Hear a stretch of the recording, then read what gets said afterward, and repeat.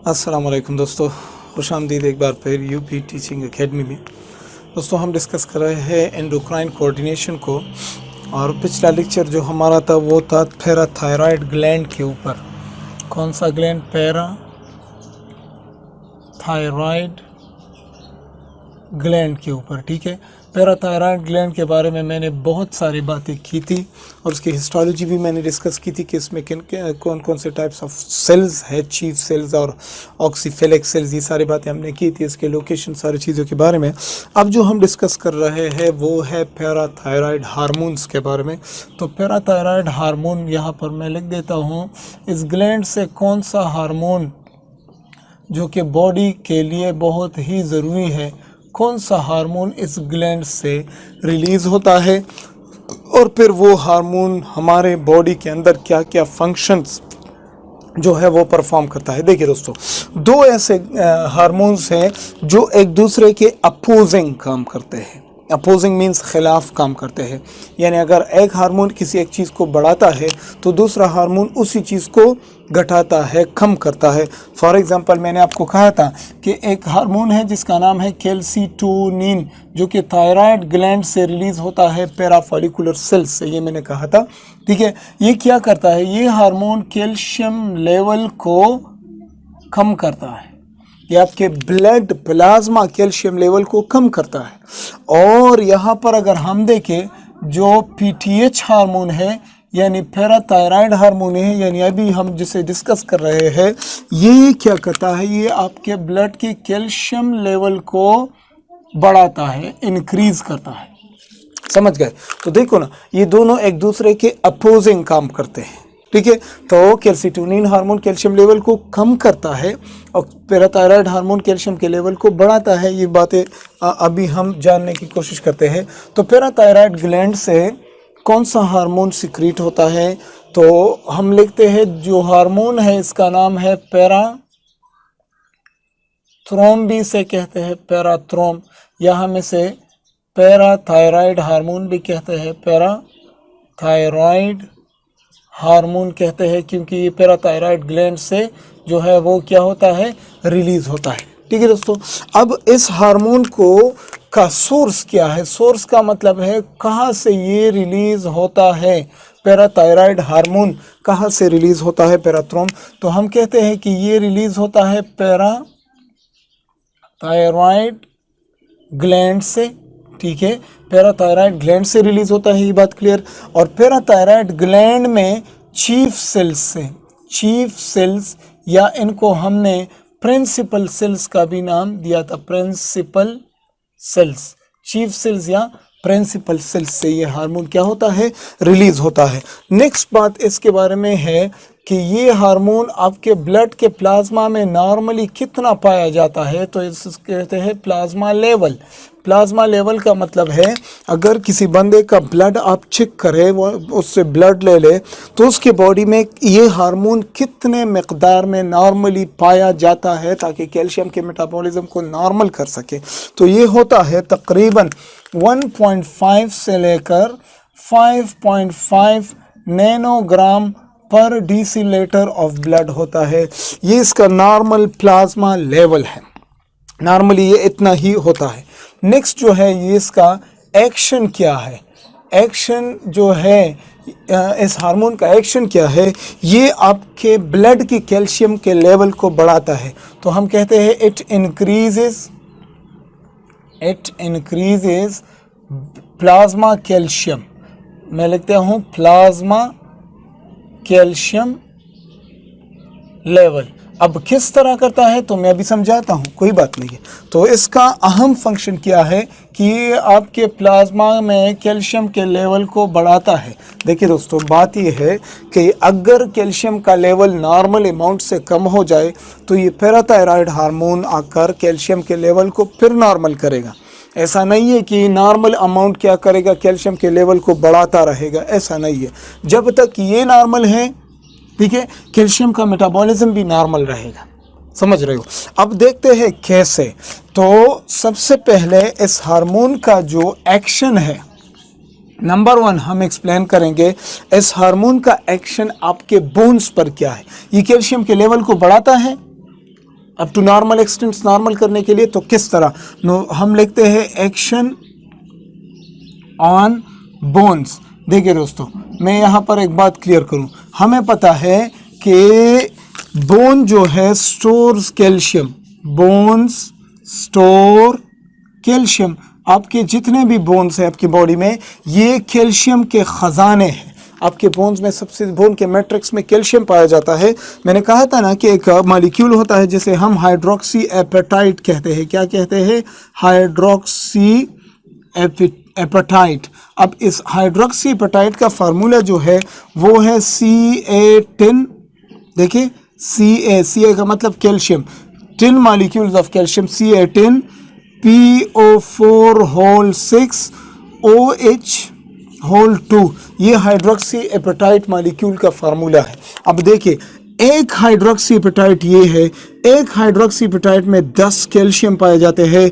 तो आपके बोन्स में तो millions and trillions of hydroxy apatite molecules होंगे। तो आपकी बॉडी का जो कैल्शियम स्टोरेज है वो ज़्यादातर आपके बोन्स हैं, और मसल्स में जो, और सेल्स में जो एंडोप्लाज्मिक रेटिकुलम है, खासकर मसल्स के सेल्स में जो कि कंट्रैक्शन और रिलैक्सेशन करते हैं, वहाँ पर भी एंडोप्लाज्मिक रेटिकुलम में कैल्शियम बहुत मकदार में पाए जाते हैं। तो मैं यहाँ पर ये बात भी लिख दूँ कि ये एंडोप्लाज्मिक रेटिकुलम में, एंडोप्लाज्मिक रेटिकुलम में भी कौन से सेल्स के, ऑफ मसल्स के एंडोप्लाज्मिक रेटिकुलम में भी पाए जाते हैं।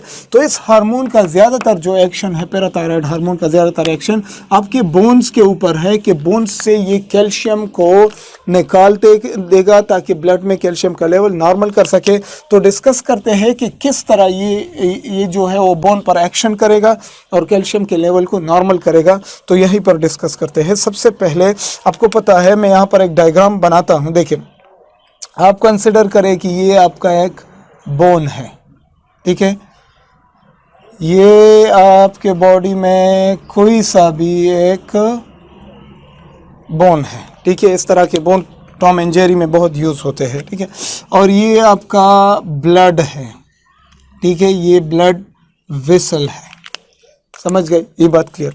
अब आपके बोन में आपको तो पता है ना कि 3 तरह के सेल्स पाए जाते हैं। एक ये सेल है, ठीक है, और दूसरा जो है वो ये सेल पाया जाता है, और तीसरा इसी तरह का एक और सेल। प्लीज़ आप सिर्फ फोकस करें डायग्राम पर, अपने आप को समझाने की कोशिश करें, ठीक है। तो ये इनकी न्यूक्लियाई है। अब देखिए, मैं इन सेल्स के नाम लिख देता हूँ। ये एक ऐसा सेल्स है जो फाइब्रोब्लास्ट है। क्या है? फाइब्रोब्लास्ट। तो हम इसे कहते हैं, बोन में है तो हम इसे कहते हैं ऑस्टियोब्लास्ट। ये क्या करता है? ये हर वक्त जो है वो फाइबर्स बनाता है बोन के लिए। क्या बनाता है? आपके बोन्स के लिए फाइबर्स बनाता रहता है, यानी कोलेजन फाइबर्स। अब कोलेजन फाइबर्स और इन चीज़ों के बनाने के लिए कैल्शियम का होना इंतहाई ज़रूरी है। तो देखिए, यहाँ पर दूसरा जो सेल है ये है ऑस्टियोक्लास्ट। क्या? ऑस्टियोक्लास्ट सेल, ठीक है। और ये जो है ये है ऑस्टियोसाइट, ऑस्टियोसाइट। तो ये तीनों सेल्स जो है ये बोन के परमानेंट रेजिडेंट्स है, ये बोन में पाए जाते हैं। समझ रहे हैं? देखिए दोस्तों, ये बोन को ही जो है प्रोटेक्शन करता है, प्रोटेक्शन इसका फंक्शन, ठीक है। ये बोन फॉर्मेशन करता है। क्या करता है दोस्तों? फॉर्मेशन करता है, बोन को बनाने में मदद करता है। ये दोनों, ये ऑस्टियोसाइट भी फॉर्मेशन करता है, ठीक है। ओके, तो bone protection and bone formation. यहाँ ऑस्टियोब्लास्ट फाइबर्स फॉर्मेशन यानी बोन फॉर्मेशन। अब ऑस्टियोक्लास्ट क्या करता है? बोन रिजॉर्प्शन करता है, बोन रिजॉर्प्शन। इस बात को आप समझने की कोशिश करें, बोन रिजॉर्प्शन। बोन रिजॉर्प्शन का मतलब है कि अगर ये बनाते हैं तो ये फिर ख़त्म करता है बोन को। बोन को क्या करता है? कमज़ोर बना देता है। ये अगर कैल्शियम्स को, ये ऑस्टियोब्लास्ट और ऑस्टियोसाइट कैल्शियम को बोन में डिपॉजिट करते हैं, बोन में जमा करते हैं, तो ये कैल्शियम को निकालता है बोन से। तो जब बोन से कैल्शियम निकलेगा तो क्या बोन वीक नहीं हो जाएगा? हो जाएगा। अब आते हैं अपने काम की तरफ। देखिए, ब्लड में, आपके ब्लड में फॉर एग्जांपल कैल्शियम का लेवल जो है वो कम है। आपके ब्लड में कैल्शियम का लेवल क्या है दोस्तों? कम है। इस कम कैल्शियम के लेवल को आपके क्या नोट करेंगे? देखिए यहाँ पर डायग्राम, यहाँ पर हमारा नेक रीजन है, ये वाला रीजन, ठीक है। यहाँ पर क्या है? Thyroid gland. आपको पता है कि ये थायराइड ग्लैंड और ये एस्थमासिस के बारे में मैंने बात ही की है। यहीं पर थायराइड ग्लैंड के ऊपर पैराथायराइड ग्लैंड्स है, ठीक है। तो जब ब्लड में कैल्शियम का लेवल कम हो, ठीक है, तो ये इस कम कैल्शियम के लेवल को ये पैराथायराइड ग्लैंड्स नोट करेंगे। तो जब नोट करेंगे तो ये जवाब में क्या रिलीज करेंगे? PTH, parathyroid gland, parathyroid hormone. तो पैराथायराइड हार्मोन किस तरह रिलीज होता है ये मैंने पिछले लेक्चर में भी बताया था, लेकिन अभी फिर बताऊंगा कि जब कैल्शियम का लेवल कम हो तो पैराथायराइड हार्मोन रिलीज होगा। समझ रहे हो? अब पैराथायराइड हार्मोन के एक्शंस बहुत ज्यादा है। पैराथायराइड हार्मोन के एक्शंस मैं अभी एक्सप्लेन करूंगा, बहुत ज्यादा है। एक इसका एक्शन ये भी है कि ये आपके बोन की तरफ आएगा, आपके बोन की तरफ आएगा। और यहाँ पर बोन में तो कैल्शियम के खजाने हैं, बहुत ज़्यादा कैल्शियम कैल्शियम कैल्शियम। तो क्यों ना हम यहाँ से कैल्शियम को उठाएं और इस तरफ ले आए। समझ रहे हो? तो ये पैराथायराइड हार्मोन आपकी कैल्शियम की, आपके बोन की तरफ आएगा और आपके बोन में दो इंपॉर्टेंट सेल्स की तरफ आएगा। एक होता है ऑस्टियोक्लास्ट, एक होता है फाइब्रो ऑस्टियोब्लास्ट। देखिए दोस्त, इन सेल्स पर इस हार्मोन के लिए क्या पाए जाते हैं? रिसेप्टर्स। ये हार्मोन आकर अपने रिसेप्टर पर बैठ जाएगा, यहाँ पर भी बैठ जाएगा। अब क्या होगा? ऐसा होगा कि इस सेल के अंदर जो एंडोप्लाज्मिक रेटिकुलम है ना, इस सेल के अंदर जो एंडोप्लाज्मिक रेटिकुलम है, इस एंडोप्लाज्मिक रेटिकुलम में बहुत ज्यादा कैल्शियम पाया जाता है, ठीक है। अब जब ये हार्मोन आएगा और अपने रिसेप्टर पर बैठ जाएगा तो ये रिसेप्टर एक्टिवेट हो जाएगा और सेल को सिग्नल देगा। तो सेल क्या करेगा? अपने एंडोप्लाज्मिक रेटिकुलम से कैल्शियम को निकालेगा और कैल्शियम को आपके ब्लड की तरफ भेज देगा। बहुत आसान है, कोई मुश्किल नहीं है। फिर देखते हैं, ब्लड में कैल्शियम का लेवल कम, पैराथायराइड ग्लैंड ने नोट किया, पैराथायराइड हार्मोन रिलीज किया, पैराथायराइड हार्मोन बोन की तरफ आ गया। बोन में ऑस्टियोब्लास्ट सेल्स के ऊपर इसके लिए रिसेप्टर पर बैठ गया, रिसेप्टर एक्टिवेट हुआ, रिसेप्टर ने सेल को सिग्नल दी। सेल में एंडोप्लाज्मिक रेटिकुलम में कैल्शियम थे, जब रिसेप्टर एक्टिवेट हो गए तो सेल को पता चलता है कि यार बाहर कैल्शियम कम है, तो आओ इस कैल्शियम को रिलीज करें। तो कैल्शियम वहाँ से एंडोप्लाज्मिक रेटिकुलम से फिर थ्रू चैनल्स राइट बाहर निकलेंगे और फिर ब्लड की तरफ आएंगे और ब्लड में कैल्शियम का लेवल बढ़ा देंगे। समझ रहे हो? ओके। फिर यही हार्मोन इस तरफ भी आ सकता है, किस तरफ? आपके ऑस्टियोक्लास्ट की तरफ।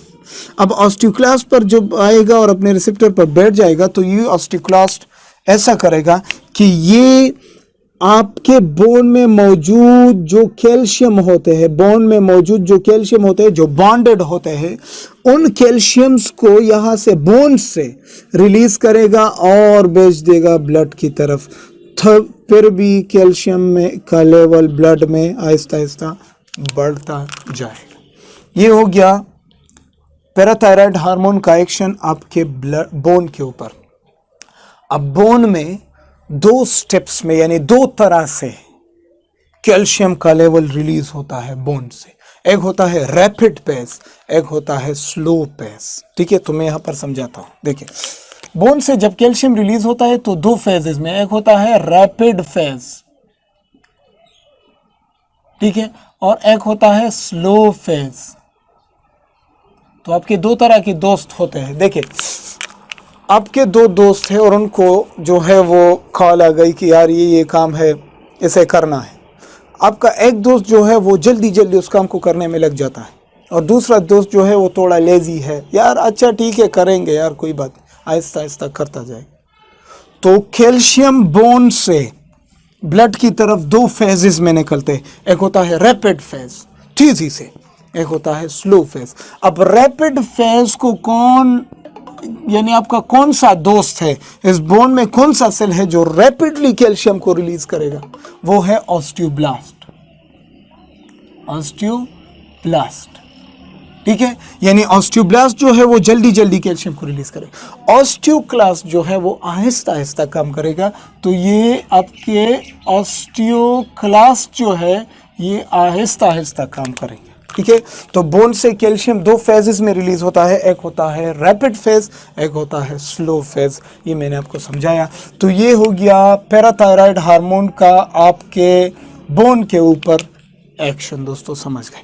अब एक और बात, दूसरा एक्शन, इसी हार्मोन का दूसरा एक्शन आपके किडनीज के ऊपर होता है। Kidneys, action on kidneys, action on kidneys. आपके किडनीज के ऊपर ये हार्मोन क्या एक्ट करता है? देखिए, किडनी में ये दो काम करेगा। किडनी में तो देखिए, मैं डायग्राम बनाऊंगा यहाँ पर, ये किडनी, और आपको पता है कि किडनी में क्या पाए जाते हैं, किडनी में नेफ्रॉन पाए जाते हैं। तो मैं सिंपल डायग्राम बनाऊंगा इस तरह से।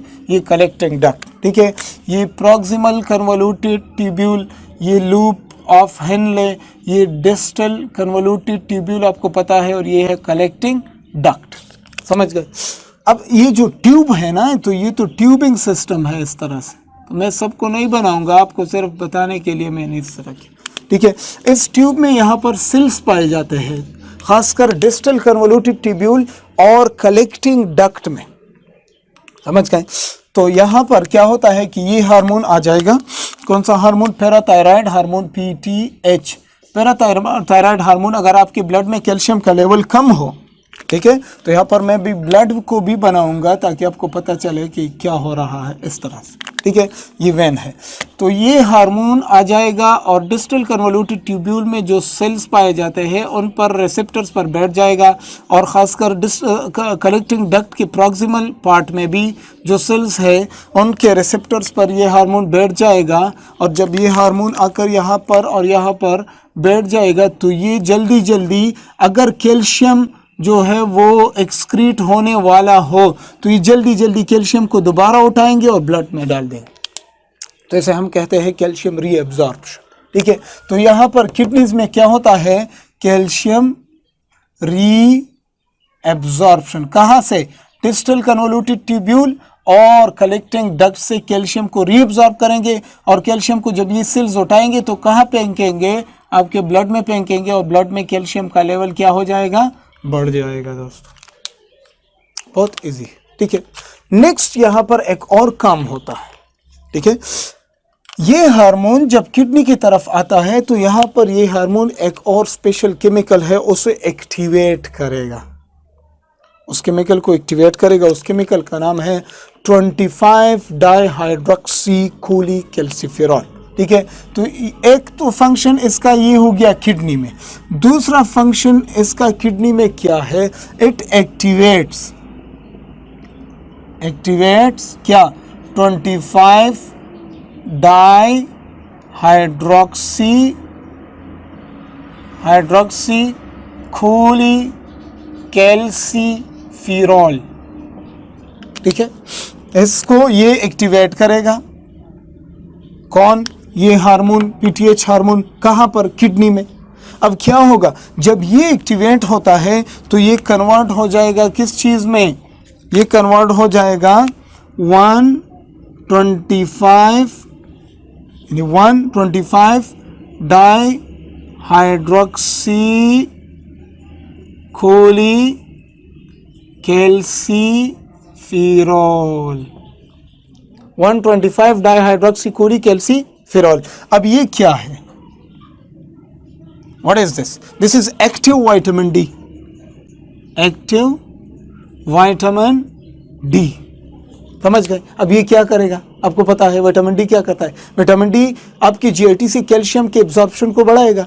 तो एक तो इसने ये काम किया कि proximal convoluted, distal convoluted tubule और कलेक्टिंग डक्ट से जल्दी जल्दी कैल्शियम को उठाया इस हार्मोन की वजह से। दूसरा ये कि इनडायरेक्टली इसने किडनी के अंदर 25 डाइहाइड्रोक्सीकोलीकैल्सिफेरॉल को एक्टिवेट किया। तो जब ये एक्टिवेट हो गया तो ये एक तो विटामिन डी हो गया। अब ब्लड में विटामिन डी का लेवल जो है वो बढ़ जाएगा। तो जब बढ़ जाएगा तो ये विटामिन डी जाकर आपके GIT से कैल्शियम को एब्जॉर्ब करेगा। तो जब कैल्शियम GIT से भी एब्जॉर्ब होगा, ट्यूब्यूल से भी रीएब्जॉर्ब होगा, बोन से भी आएगा, तो आपके ब्लड में कैल्शियम का लेवल आहिस्ता आहिस्ता बढ़ जाएगा। तो जब बढ़ जाएगा तो नो प्रॉब्लम, आपका कैल्शियम का लेवल वापस नॉर्मल हो जाएगा। ठीक है, तो बोन पर ये एक्शन, किडनीज पर ये एक्शन दोनों।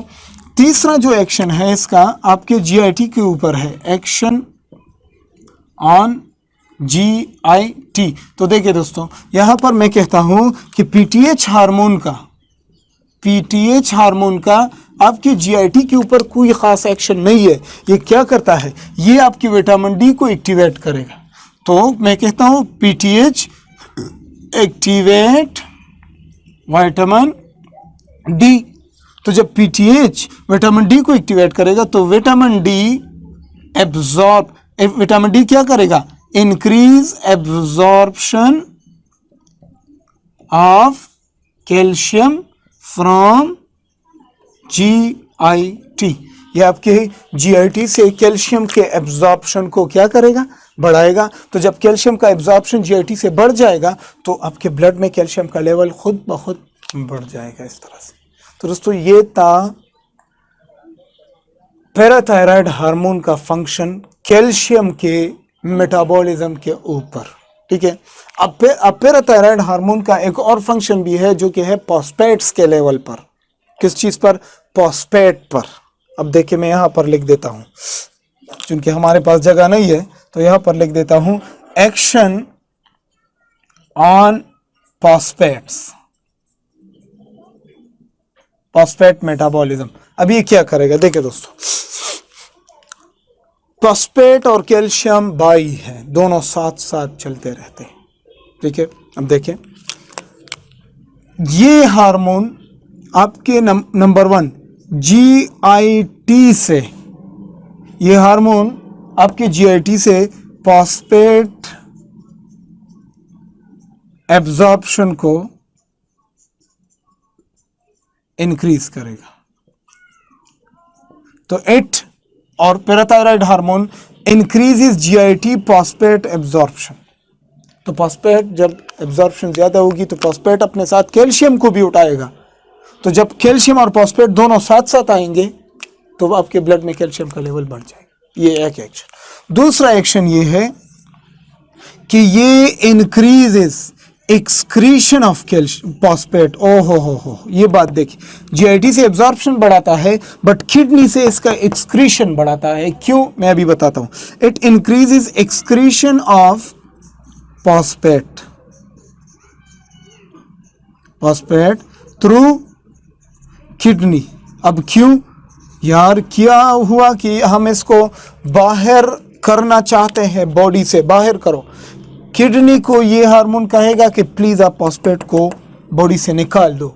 अब क्यों निकाल दो, देखिए दोस्तों, जब आपके ब्लड में, यहां पर समझाता हूं, जब आपके ब्लड में कैल्शियम भी हो और PO4 फॉस्फेट भी हो तो ये दोनों एक दूसरे के साथ मिल जाते हैं। तो ये क्या है, ये फ्री है, फ्री कैल्शियम है ना। तो जब ये दोनों मिल जाते हैं तो ये बनाते हैं CaPO4। तो ये तो बॉन्डेड है। अब मुझे बताएं कि जो फ्री कैल्शियम था इसके साथ मिल गया, अब फ्री कैल्शियम आपके ब्लड में है, नहीं है। तो जब आपके ब्लड में कैल्शियम फ्री ना हो तो कैल्शियम का लेवल आपके ब्लड में कम हो जाएगा, फ्री कैल्शियम का लेवल आपके ब्लड में कम हो जाएगा। तो जब कम हो जाएगा तो हमें ये फॉस्फेट नहीं चाहिए। क्यों नहीं चाहिए, क्योंकि ये कैल्शियम के साथ मिलकर ये मॉलिक्यूल्स बनाते हैं, कैल्शियम फॉस्फेट मॉलिक्यूल्स बनाएंगे तो फ्री कैल्शियम हमारे प्लाज्मा में कम हो जाएगा इसकी वजह से। तो ये हार्मोन किडनी को कहेगा कि यार आप इसको निकाल दो। तो जब ये निकलेगा तो आपके ब्लड का कैल्शियम लेवल वापस आहिस्ता आहिस्ता बढ़ जाएगा। ठीक है दोस्तों, अच्छा ये मैंने समझाया आपको कि पैराथायराइड हार्मोन के फंक्शंस मैंने समझाए। इंशाल्लाह नेक्स्ट लेक्चर में हम डिस्कस करेंगे कि अगर पैराथायराइड हार्मोन इंक्रीज हो जाए या डिक्रीज हो जाए, अगर हाइपर पैराथायरॉयडिज्म हो जाए तो फिर क्या क्या कंडीशंस होंगे, अगर हाइपोपैराथायरॉयडिज्म हो जाए तो फिर क्या क्या प्रॉब्लम्स क्रिएट हो सकते हैं। देखते हैं इस टॉपिक को अगले लेक्चर में। हमारे साथ रहेगा और प्लीज़ अपने दोस्तों को चैनल पर इनवाइट करें। मिलते हैं अगले लेक्चर में, तब तक के लिए दोस्तों अल्लाह।